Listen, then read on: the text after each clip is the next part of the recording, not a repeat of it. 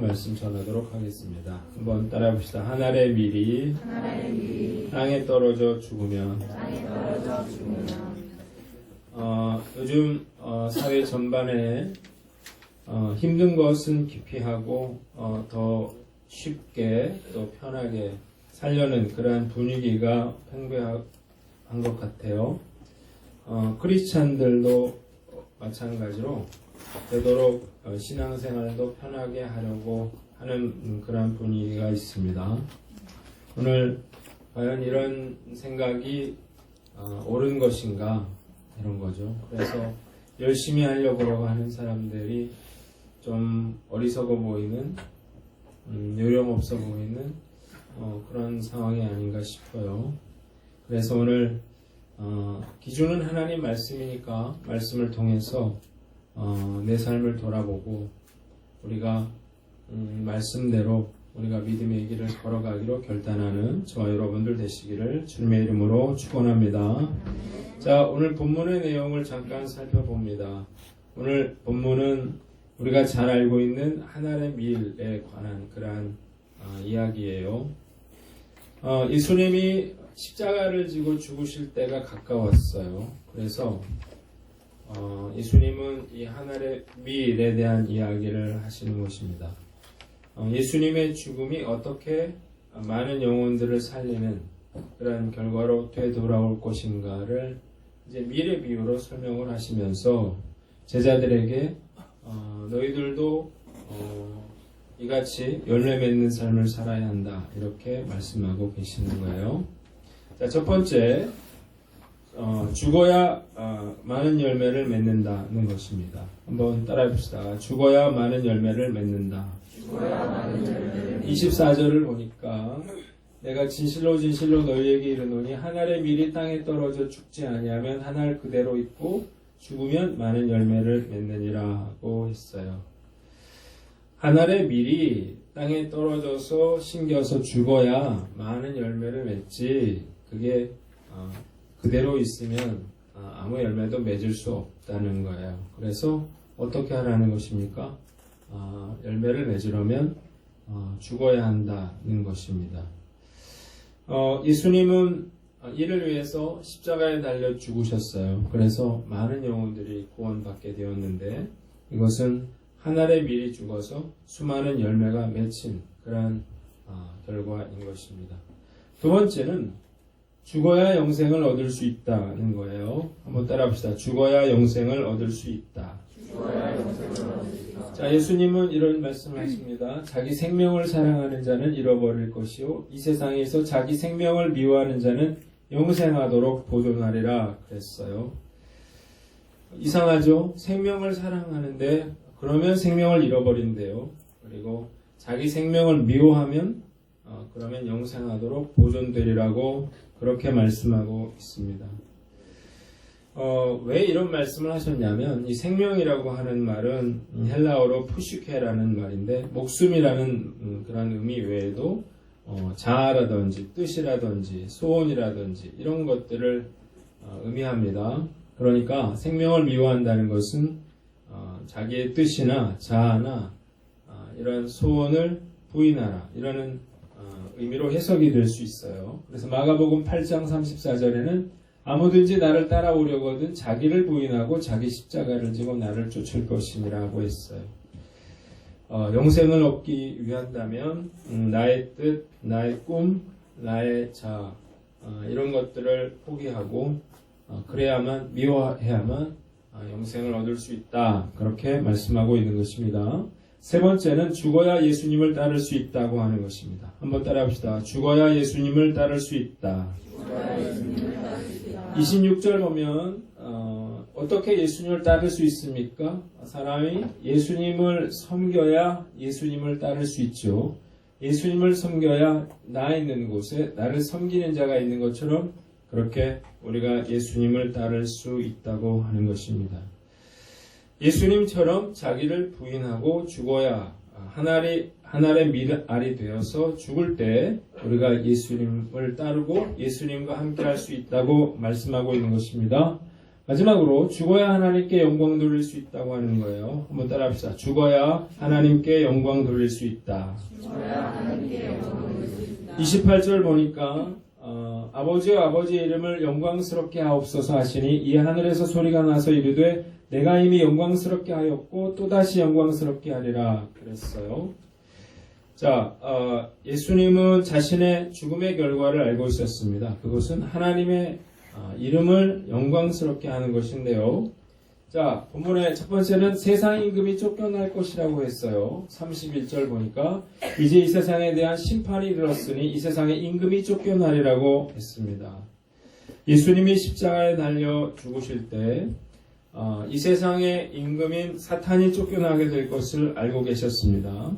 사탄은 예수님의 십자가 사건으로 결국 임금의 자리에서 쫓겨날 것입니다. 이것은 사탄의 패배를 상징하는 사건이었어요. 그리고 모든 사람을 내게로 이끌겠노라고 했습니다. 32절 내가 땅에서 들리면 모든 사람을 내게로 이끌겠노라 그랬어요. 자, 예수님이 십자가에 달려 죽으시고 부활하시면 그러면 많은 사람들을 내게로 이끈다. 그 예수님을 믿는 자들이 예수님처럼 부활하게 될 것을 말씀하고 있는 것입니다. 자, 이것은 곧 하나님 아버지께 영광을 돌리는 일이었어요. 그래서 28절에 아버지의 이름을 영광스럽게 하옵소서 그랬어요. 그러자 하늘에서 내가 이미 영광스럽게 하였고 또다시 영광스럽게 하리라고 그렇게 말씀하고 있는 것입니다. 이것이 하늘의 밀이 되어 죽어야 열매 맺는다고 하는 그러한 의미예요. 다시 생각해보면 하늘의 밀이 죽어야 많은 열매를 맺게 되고 영생을 얻게 되고 주님을 섬겨 따르게 되고 아버지께 영광을 돌리게 된다고 하는 것입니다. 자, 물론 하늘의 밀이 되어서 죽는 것은 예수님께도 두렵고 또 힘든 일이었어요. 괴로운 일이었어요. 그래서 27절을 보면 예수님이 이렇게 말씀하십니다. 좀 돌려주세요. 지금 내 마음이 괴로우니 무슨 말을 하리요? 아버지여 나를 구원하여 이때를 면하게 하여 주옵소서. 예수님 뭐라고 말씀하고 계십니까? 마음이 괴롭다고 했어요. 이때를 면하게 해달라고 했습니다. 그러나 예수님은 이 일을 감당하는 것이 자신이 이 세상에 온 이유임을 잘 알고 계셨습니다. 그래서 순종하셨다는 거예요. 본문을 통해서 우리가 깨닫는 교훈은 희생하라는 것입니다. 한번 따라해 봅시다. 희생하라. 여러분, 희생 없이는 아무것도 이룰 수가 없다고 하는 것이 진리입니다. 하늘의 밀알이 땅에 떨어져 죽지 않으면 그대로 있고 죽으면 많은 열매를 맺는다는 거예요. 여러분이 한번 생각을 해보세요. 희생 없이 얻어지는 것은 단 한 가지도 없습니다. 선한 것, 정의로운 것, 하나님의 나라에 관해서는 특히 그래요. 이것이 바로 성경이 우리에게 알려주고 있는 진리입니다. 지금 우리가 누리고 있는 모든 것, 이것이 사실 앞서간 그러한 많은 사람들의 귀한 희생이 있기 때문에 가능한 것입니다. 누군가 희생했기 때문에 가정이 세워졌고 교회가 세워졌고 또 이 나라가 세워졌다고 하는 거예요. 가정에 대해서 먼저 생각을 해볼까요? 자, 여러분, 이 세상에 저절로 태어나서 저절로 자란 그런 아이가 어디 있을까요? 한 여인이 임신이라고 하는 그런 과정을 통해서 이제 아이를 잉태하게 되고 그 아이를 뱃속에 10개월 동안 그 아이를 이제 키워서 그리고 이제 출산이라고 하는 그런 엄청난 수고를 겪은 후에야 비로소 한 생명이 이 세상에 태어나게 되는 것입니다. 그리고 태어났다고 끝난 게 아니고 그때부터 많은 그러한 수고와 노력으로 이 아이를 양육했기 때문에 그래서 성인으로 성장할 수 있었던 거예요. 두 번째는 구원에 대해서도 우리가 생각해 볼 수 있습니다. 여러분들이 오늘 이 자리에 나와 있는데 여러분들은 어떻게 구원받게 됐습니까? 이거 저절로 되는 것 아니라는 거예요. 누군가 여러분들을 위해서 기도해 준 사람이 있었어요. 누군가 여러분들을 교회로 인도해 준 사람이 있었어요. 많은 그런 수고와 노력, 시간을 사용하고 돈을 써서 그렇게 나에게 복음을 전해줬기 때문에 내가 예수님 믿게 됐고 그리고 내가 오늘 이 자리에 나올 수 있게 된 것입니다. 자존심 버리고요. 그리고 참고 인내했기 때문에 오늘 구원받은 그러한 은혜가 그러한 역사가 나타나게 될 수 있었던 거예요. 생명을 구원하는 일에는 이렇게 누군가의 희생과 수고가 필요한 것입니다. 교회도 마찬가지예요.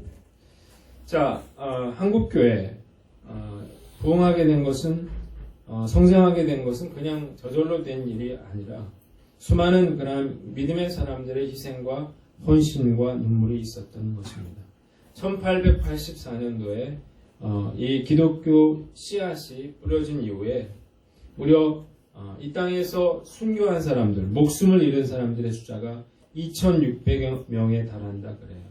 양화진에는 그렇게 이 땅에 왔다가 어떤 풍토병, 질병, 이런 사고를 인해서 죽어간 사람들, 또 그 자녀들의 수많은 그런 무덤들이 있어요.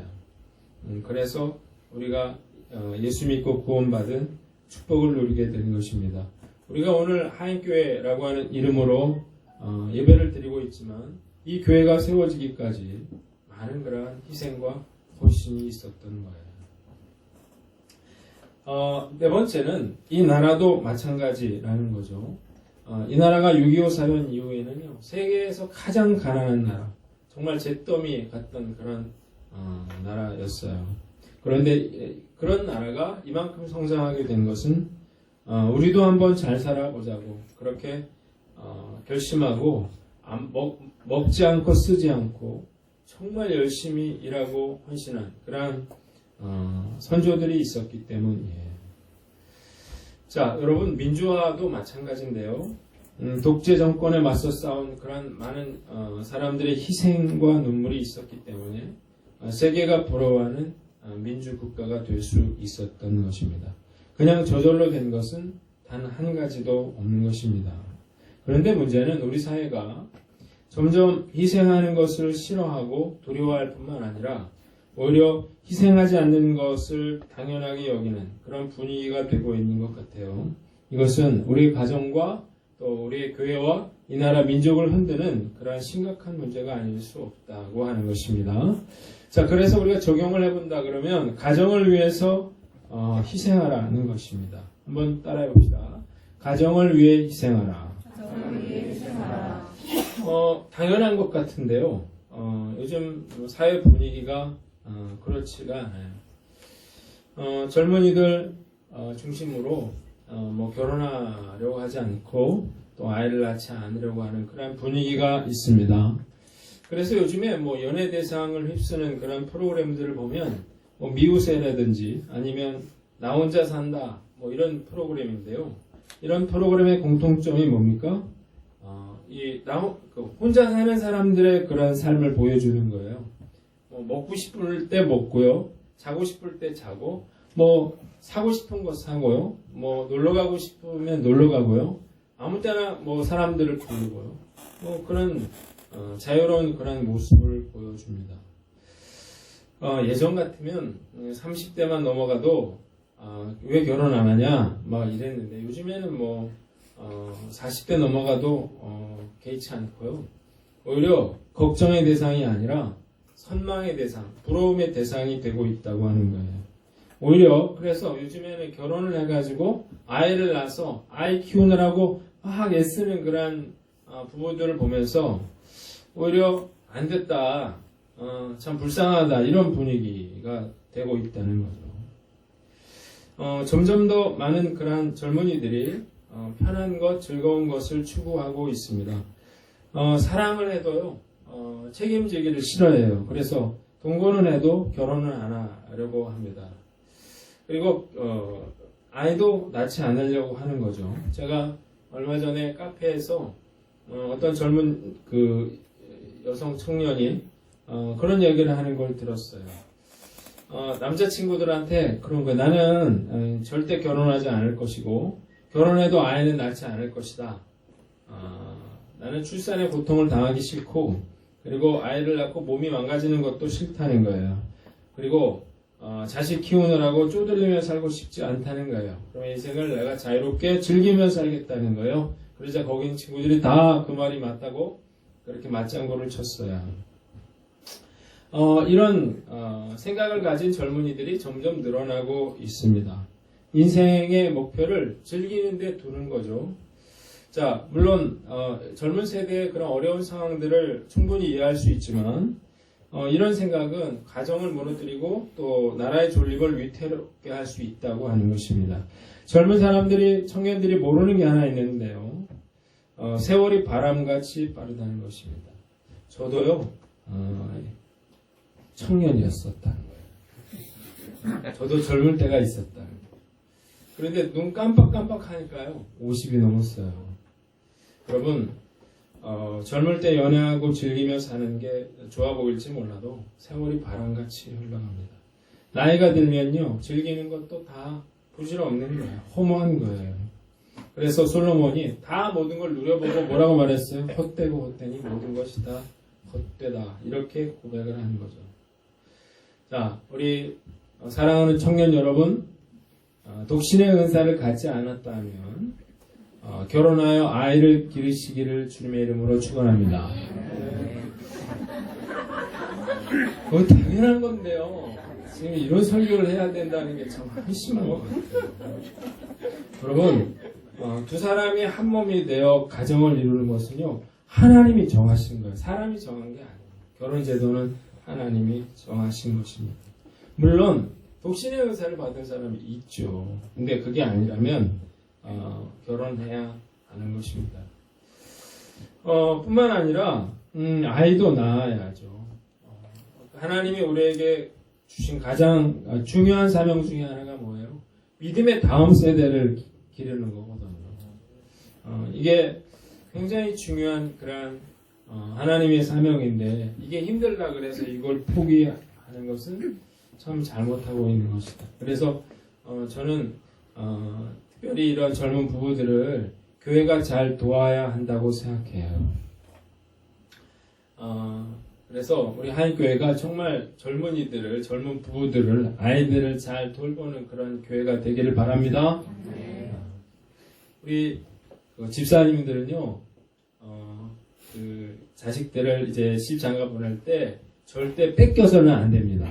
다른 교회 결혼해갖고 다른 교회로 가면 안 돼요. 청년들 잘 알았죠? 다 데리고 와야 돼요. 이게 집사님들 왜 이게 중요하냐면 그 딴 데 가면요 못 봐요. 못 봐. 손자를. 여러분 1년에 한두 번 보기도 쉽지가 않아요. 요즘에. 그런데 손자가 교회 다니잖아요. 매주 본다는 사실을 믿으시길 바랍니다. 저절로 매주 우리 손자를 볼 수가 있다고요. 그러니까 한번 따라해요. 절대 뺏기지 말자. 뺏기면 안 돼요. 다 먹으세요. 절대 남주면 안 돼요. 우리가 여러분 결혼 왜 인간이 외로운가? 그게 둘이 한 몸을 이루어야 되잖아요. 그러니까 혼자 있으면 외로운 거예요. 물론 결혼해도 외로울 수 있죠. 그러나 결혼하지 않은 외로움과는 다른 것입니다. 이혼한 분들이 이혼을 후회한다 이런 말을 하는데요. 이것은 이혼해서 혼자 사는 게 쉽지 않기 때문에 그래요. 저는 얼마든지 부부가 행복하게 잘 살 수 있다고 저는 믿습니다. 아멘 하셔야죠. 얼마든지 부부가 행복하게 살 수 있다는 사실을 믿으시길 바랍니다. 네. 조건이 있어요. 섬기라는 마음을 가져야 되는 거죠. 제가 살펴본 결과 다투는 부부들이 늘 하는 이야기가 있어요. 그건 뭐냐면 배우자에게 서운한 마음이 있다는 것입니다. 왜 서운해요? 나한테 잘 안 해준다는 거예요. 다른 사람들한테 잘 해주면서. 여러분, 기브 앤 테이크를 이런 생각을 가지고 있으니까 서운한 건데요. 결혼은 섬기기 위해서 하는 것입니다. 그래서요, 배우자에게는 누구보다 더 잘해줘야 된다는 사실을 아시기를 바랍니다. 우리가 서로 아멘 하시기 바랍니다. 서로 이런 마음을 가지면요, 얼마든지 행복하게 살 수 있습니다. 그리고요, 중요한 건 인생에는 힘들 때가 있어요. 힘들 때 의지할 사람이 필요한 거예요. 나이가 들수록 저는 부부가 중요하다고 생각합니다. 제가 병원에 좀 있어 보니까요. 그래도 남편 있는 사람들은 이렇게 이렇게 같이 있어주고 뭐 이런 게 있는데 혼자 계신 분들은 좀 외로워 보이더라고요. 시간이 흐를수록 부부는 더욱더 깊은 그런 신뢰관계, 그런 사랑의 관계로 들어갈 수 있습니다. 청년들이여 결혼에 대한 꿈을 가지시기를 바랍니다. 아멘. 크게 하세요. 둘이 하나가 되는 그런 기쁨이 있어요. 여러분, 우리가 마귀한테 속아서는 안 되는 게 뭐냐면 우리가 자식을 키우는 게 손해라고 생각하는 거예요. 돈이 많이 든다고 생각하는 거예요. 내가 희생이라고 생각하는 건데 그렇지 않아요. 자식을 키우는 건 힘들지만 그런데 그 어떤 것보다 보람을 느끼게 해줍니다. 뭔가 자식이 날 위해서 뭔가를 해주기 때문이 아니고요. 섬긴다고 하는 것 자체가 큰 기쁨인데 그게 자식에게는 정말 조건 없이 그렇게 섬기게 되거든요. 그래서 마음의 어떤 기쁨과 그런 보람을 경험하게 되는 것입니다. 여러분 힘들죠. 그런데 내가 힘들다고 돈 없다고 이렇게 하지 말고 끝까지 여러분들의 자녀들을 잘 양육하시기를 바랍니다. 부모가 잘 버텨주시기를 바랍니다. 우리가 자녀를 잘 키워서요. 예수님 닮은 하나님의 인재로 세우는 것을 그걸 비전으로 삼으세요. 그걸 사명으로 삼으세요. 그거보다 더 중요한 일이 무엇이 있을까요? 우리가 한 알의 밀이 땅에 떨어져 죽어 100배의 열매를 맺는 것처럼 많은 열매를 맺는 저와 여러분들 되시기를 주님의 이름으로 축원합니다. 두 번째는 훌륭한 사람이 되라는 것입니다. 한번 따라합시다. 훌륭한 사람이 되라. 이게요 너무 당연한 얘기인데요. 요즘 분위기가 그렇게 가지를 않고 있어요. 2018년도의 트렌드로 노멀 크러쉬라는 그런 말이 유행이었습니다. 노멀 크러쉬가 무슨 말인가? 노멀은 무슨 뜻이죠? 보통 그런 뜻이에요. 크러쉬는 걸 크러쉬 그러잖아요. 반하다라는 뜻인데 보통의 것에 반하다 이런 의미입니다. 그러니까 어떤 화려한 삶 아니고 보통의 삶을 추구하겠다 이런 거 말하는 건데 소확행이라는 거 아시죠? 소확행은 뭐죠? 작고 확실한 것에서 행복을 찾는다. 뭐 그런 거거든요. 큰 야망을 버리고 작은 것에서 행복을 찾겠다는 거예요. 이효리 씨가 한 끼 줍쇼라고 하는 그런 프로그램에 나와서 화제가 됐는데 이효리 씨가 한 말 때문이었어요.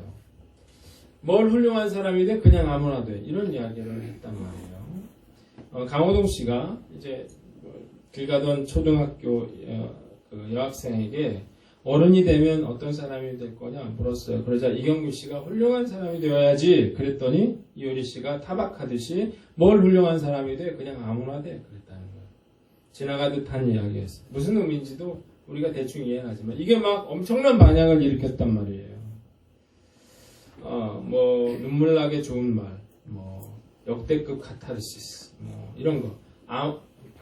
그런 아무나가 돼서 평범하게 사는 것도 훌륭한 삶이라고 하는 그런 노멀 크러쉬에 대해서 젊은 세대가 열광한 건데 일단 좀 잘못된 그런 의미가 있습니다. 훌륭한 사람이라고 하는 것, 그 의미가 잘못됐어요. 훌륭한 사람이 어떤 말입니까? 자기 야망을 쫓아서 막 성공, 명예 이런 걸 쫓는 사람이 훌륭한 삶이 아니잖아요. 자, 훌륭한 사람은 위대한 가치를 품고 사는 사람이에요. 자, 우리 주변에 고통받고 소외되는 사람들 참 많잖아요. 훌륭한 사람은 그 어려운 사람들을 내 마음에 품고 그 사람들을 위로하고 그 사람들을 돕는 그런 삶을 사는 걸 말해요. 그런 사람을 훌륭하다 이렇게 말하는 거거든요. 자, 누군가 손을 잡아주고 또 도와주고 나눠주는 그러한 삶, 이런 것들이 위대한 삶의 가치고 이런 사람을 가리켜 훌륭한 사람이라고 말하는데 뭘 훌륭한 사람이 돼? 그냥 아무나 돼 라는 말은 참 잘못된 말이 아닐 수가 없죠. 여러분, 어떤 평범한 삶 속에서 우리가 만족을 찾는 건 중요하지만 평범한 삶이 훌륭한 삶이라고 하는 말에는 동의할 수가 없어요. 왜냐하면 삶의 가치를 노멀해 두면 안 되기 때문이에요. 이런 이야기가 왜 나오는가 생각해보면 힘든 일을 싫어하는 거예요. 어떤 도전하고 또 뭐 어려운 일들을 감당하고 뭐 이런 것들을 싫어하는 거죠. 자, 여러분 참 우리나라는 미국이 아니잖아요. 우리나라 자원이 있습니까? 뭐 나라가 큽니까? 아무것도 없는데 이만큼 산 것은 정말 열심히 살았기 때문인데, 자, 이런 상황에서 젊은이들이 아무나 되겠다, 작은 것에서 행복을 찾겠다, 그건 아니라는 거예요.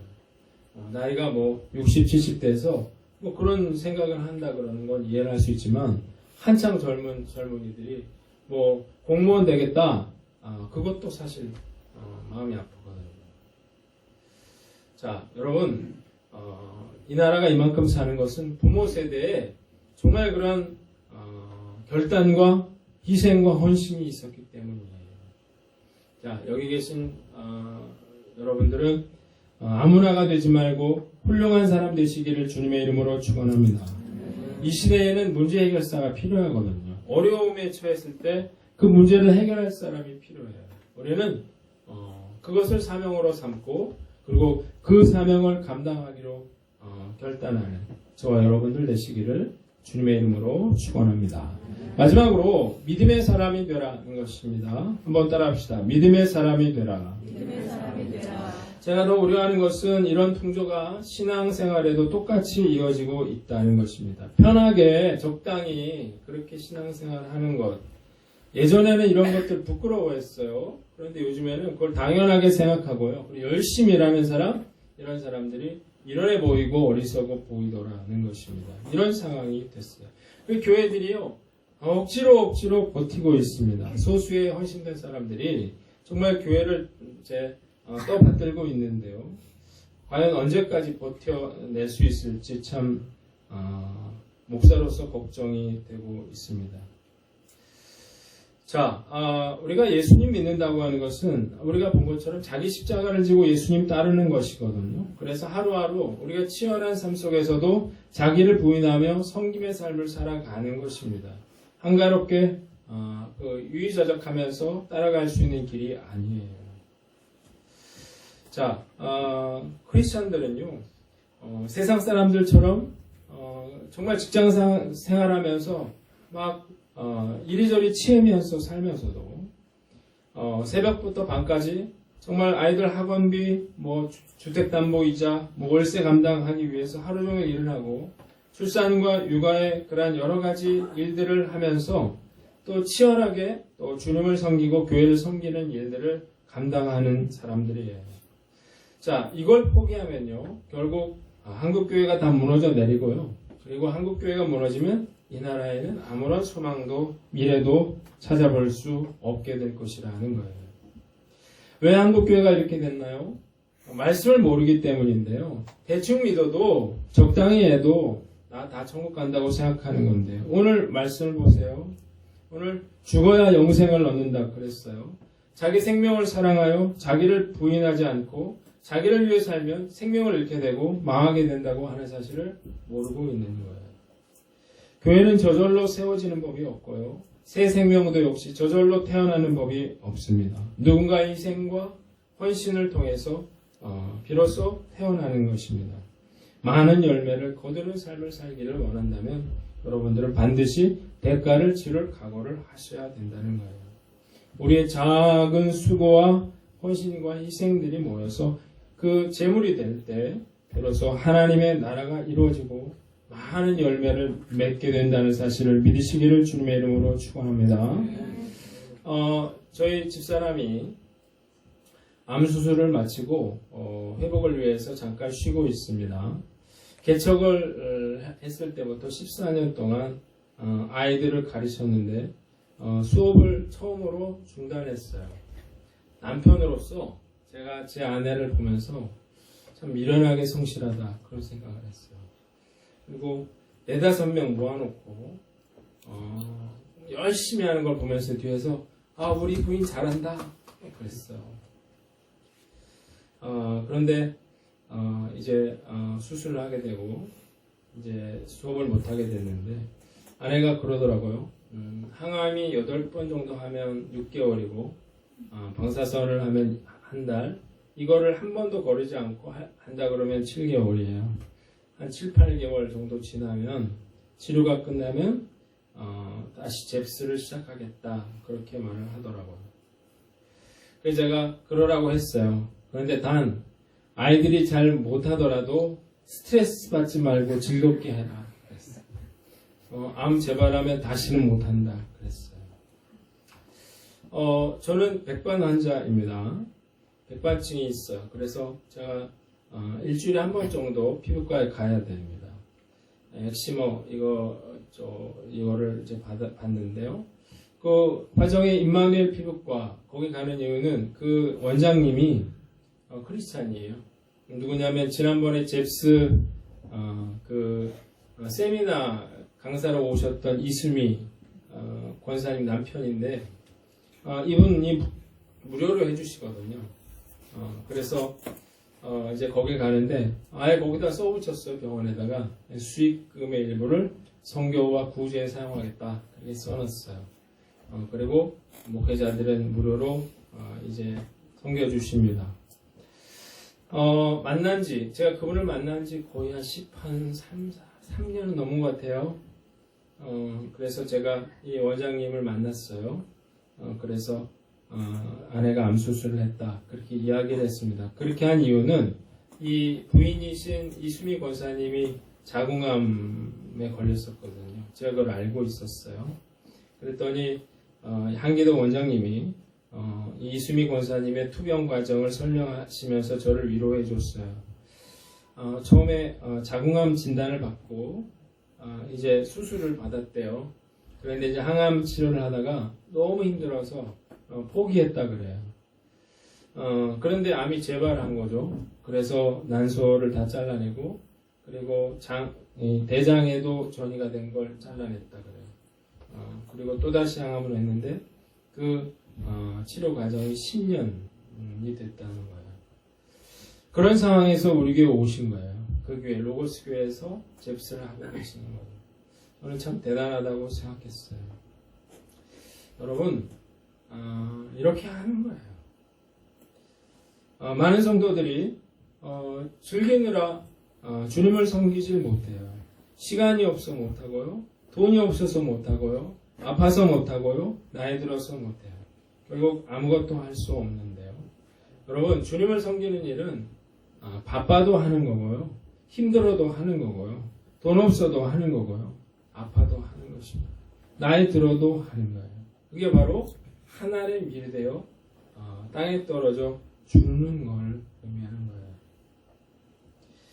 거예요. 제가 이 설교를 준비하게 된 것은 리아의 장례식을 치르면서 우리 리아의 죽음을 헛되이 해서는 안 되겠다 하는 생각을 했기 때문이에요. 리아는 우리에게 매우 중요한 것을 알려주고 떠났어요. 이별이 참 슬프다는 거, 그리고 천국 소망이 정말 중요하다는 거, 그리고 죽음이 정말 가까이 있다는 것, 무엇이 중요하고 무엇이 중요하지 않은가, 그리고 예수 믿는다고 하는 것이 얼마나 중요한 것인가를 우리 16인가요? 리아가 우리에게 알려주고 떠났어요. 저는 이런 생각을 했어요. 한 알의 밀이 100배 열매를 거두게 되는 것처럼 리아의 죽음을 통해서 많은 영혼을 구원하는 그러한 계기로 삼아야겠다고 생각했어요.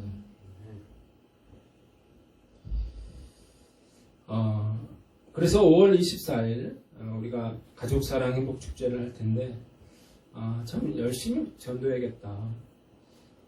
그런 다짐을 저는 다시 한번 해봅니다. 자, 말씀 마치려고 그래요. 오늘 하늘의 밀에 대한 이야기를 했는데 우리는 힘들더라도 그 예수님이 가신 그 길을 따라가야 합니다. 그 길이 100배의 열매를 맺는 길이고 영생을 얻는 길이고 예수님을 따르는 길이고 그게 하나님께 영광을 돌리는 길이기 때문이에요. 여러분, 죽지 않고 열매를 맺을 수는 없습니다. 쉽고 편하게 우리가 예수님을 따를 수는 없는 거예요. 오늘 나에게 얼마의 그러한 삶의 시간이 남겨져 있는지는 잘 모르겠어요. 또 얼마나 이 일들을 계속할 수 있는지도 잘 모르겠어요. 그러나 우리는 하늘의 밀이 땅에 심겨져 죽으면 많은 열매를 맺는다고 하는 사실을 믿고 믿음으로 끝까지 믿음의 길을 달려나가는 저와 여러분들 되시기를 주님의 이름으로 축원합니다. 우리 같이 찬양하고 기도하겠습니다.